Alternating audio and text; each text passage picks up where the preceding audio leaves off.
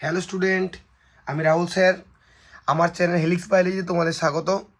তো আজকে যে টপিক নিয়ে আমরা আলোচনা করব সেটি হচ্ছে স্ট্রাকচার অফ ক্রোমোজোম, অর্থাৎ ক্রোমোজোমের বিভিন্ন গঠন সম্পর্কে আমরা আজকে জানব। তো ক্রোমোজোম জানতে গেলে প্রথমে জানতে হবে ক্রোমোজোম বলতে আমরা কি বুঝি।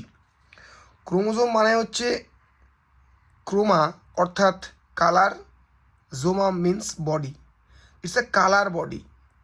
এটা মানে কি? মানে হচ্ছে এইখানে যে সেল দেখতে পাচ্ছ তার মধ্যে থাকে নিউক্লিয়াস। সেই নিউক্লিয়াসের মধ্যে মোট 4টি অংশ। তার অন্যতম একটি অংশ হলো নিউক্লিয়ার অর ক্রোমাটিন রেটিকুলাম। এই নিউক্লিয়ার এবং ক্রোমাটিন রেটিকুলাম যখন সেল ডিভিশন বা কোষ বিভাজন হয় তখন এরা কনডেন্স অর্থাৎ ঘনসন্নিবিষ্ট হয় এবং তৈরি করে chromosome. So chromosome is nothing but the condensation form of nuclear or chromatin reticulum.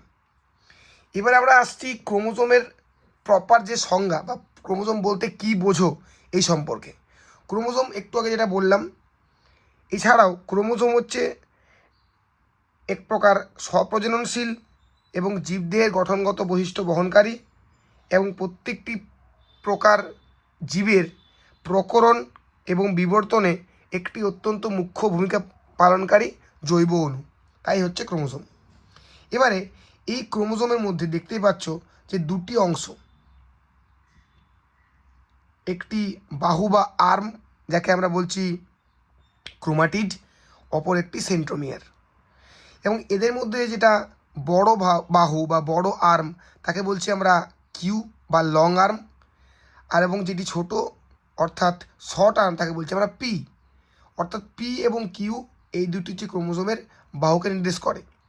এবং প্রত্যেকটি ক্রোমোজোমের মধ্যে ডিএনএ দেখতে পাওয়া যায়। দেখতেই পাচ্ছ আমি এখানে নির্ধারণ করেছি যে ক্রোমোজোমের মধ্যে তাকে দেখতে পাওয়া যাচ্ছে যেটা পেঁচি যেটা আছে তাকে বলছি আমরা ডিএনএ। ডিএনএ অর্থাৎ ডিঅক্সি রাইবোনিউক্লিক অ্যাসিড। এবং ক্রোমোজোমের যে দুটো প্রান্ত একে বলছি আমরা কি টেলোমিয়ার। এরপর যেটা আসবো আমরা ক্রোমোজোমের গঠনের সম্পর্কে একদম ডিটেল ধারণা। চলো দেখে নেওয়া যাক।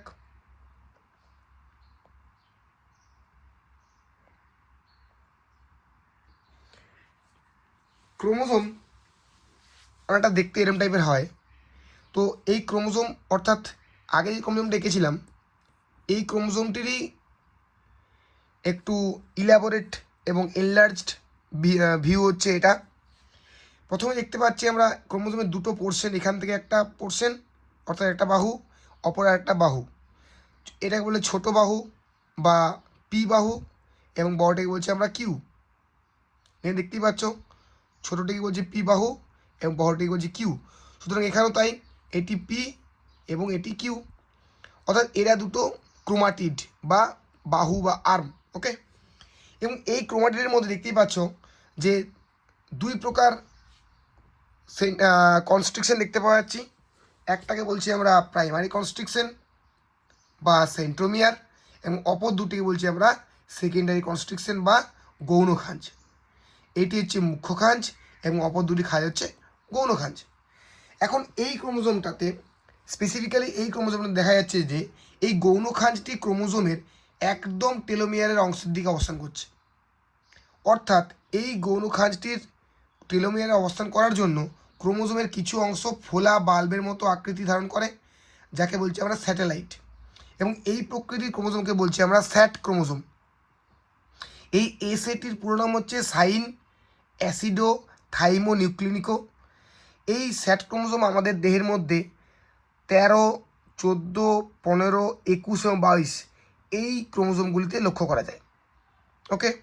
এবং এই যে স্যাট ক্রোমোজোম যেটা বললাম, স্যাটেলাইট এবং ক্রোমোজোমের যে মুখ্য অংশ তার মাঝে যে অংশ দেখতে পাওয়া যায় তাকে বলছি আমরা NOR, যার নাম হচ্ছে নিউক্লিয়ার অর্গানাইজার রিজিয়ন।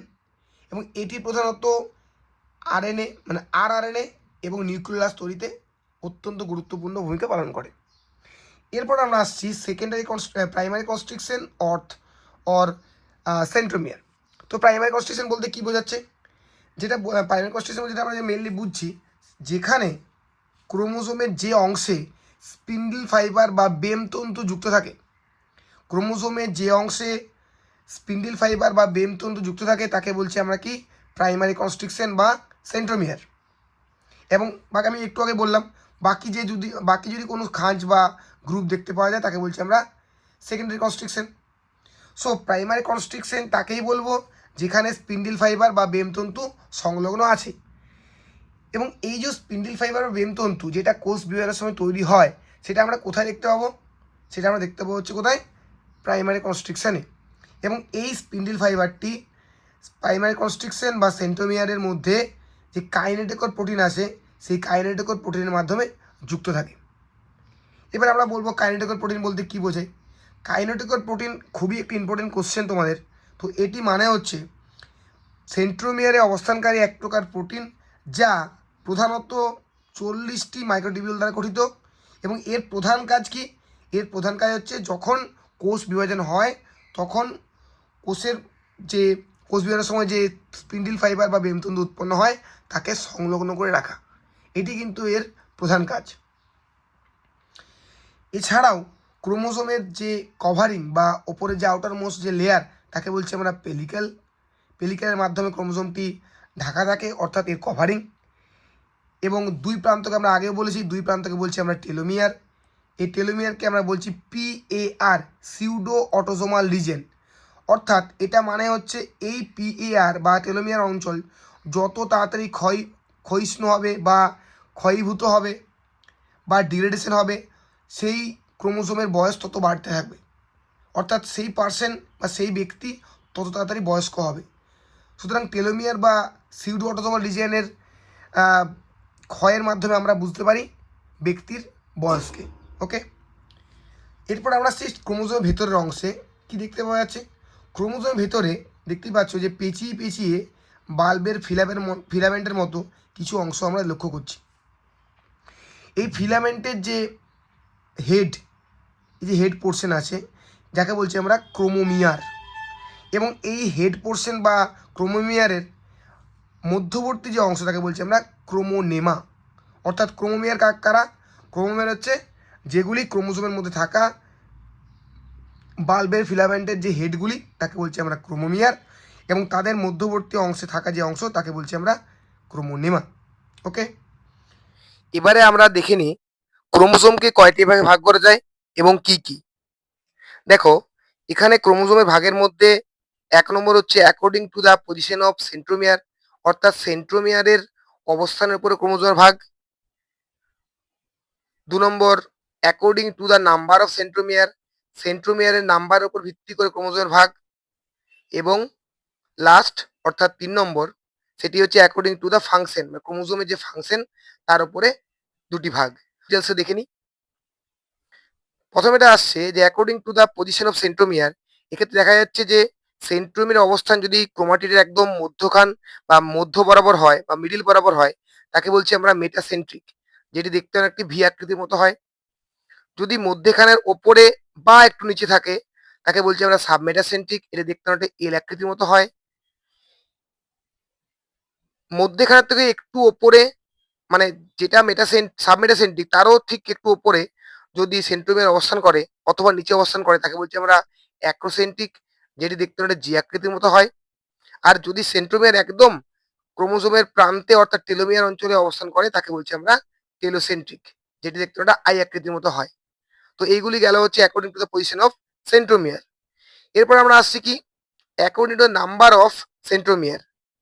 যদি ক্রোমোজোমের মধ্যে সেন্ট্রোমিয়ার না থাকে তাকে বলছি আমরা অ্যাসেন্ট্রিক। এখানে আমি বলে রাখি এ কথার মানে হচ্ছে ল্যাক, LACK, ল্যাক। ল্যাক মানে থাকে না, অর্থাৎ এক্ষেত্রে সেন্ট্রোমিয়ার থাকছে না। নেক্সট 2 নম্বর হচ্ছে মনোসেন্ট্রিক, যেখানে ক্রোমোজোমের মধ্যে সেন্ট্রোমিয়ারের সংখ্যা একটি। ডাইসেন্ট্রিকে সেন্ট্রোমিয়ারের সংখ্যা দুটি। পলিসেন্ট্রিকে দেখতে পাচ্ছি আমরা 2 এর বেশি অর্থাৎ 3, 4, 5 হতে পারে। এরপর আমরা আসছি according to the function. Function মানে ক্রোমোজোমের যে কাজ তার উপর ভিত্তি করে ক্রোমোজোমকে আমরা দুটো ভাগে ভাগ করি, একটি অটোজোম এবং অপরটি সেক্স ক্রোমোজোম বা অ্যালোজোম। অটোজোম তাদেরকেই বলবো যারা জীবদেহের গঠন, জীবদেহের আকৃতি অর্থাৎ মরফোলজিক্যাল বডি ক্যারেক্টার সম্পর্কে ধারণা দেয়, তাকে বলছি আমরা অটোজোম, এবং সেক্স ক্রোমোজোম, যা সেক্স অর্থাৎ সেটি ছেলে হবে না মেয়ে হবে সেইটিকে ডিটারমাইন করে। তো আমাদের হিউম্যানের ক্ষেত্রে মোট ক্রোমোজোম সংখ্যা 46, টোটাল ক্রোমোজোম সংখ্যা হচ্ছে 46, যার দুটি ভাগ, একটি 44 অর্থাৎ 44টি অটোজোম, এবং 42 অর্থাৎ দুটি সেক্স ক্রোমোজোম। সেই দুটি সেক্স ক্রোমোজোম এক্স এক্স হতে পারে অথবা এক্স ওয়াই হতে পারে, অর্থাৎ এটি এক্স ওয়াই এক্স এক্স হলে মেয়ে হবে এবং এক্স এক্স এক্স ওয়াই হলে ছেলে হবে। এটা আমরা সবাই জানি, এক্স এক্স হলে মেয়ে এবং এক্স ওয়াই হলে ছেলে। তো ভিডিও যদি ভালো লাগে অতি অবশ্যই লাইক করবে এবং কমেন্ট করতে ভুলো না, কমেন্ট অতি অবশ্যই করবে। যদি কোনো ডাউট থাকে তোমরা জানাবে, ভালো লাগলে লাইক দেবে এবং চ্যানেলটিকে অতি অবশ্যই সাবস্ক্রাইব করে রাখবে। পরে আমি আরও এই ধরনের ভিডিও নিয়ে আসবো। তাহলে আজকের মতো টাটা।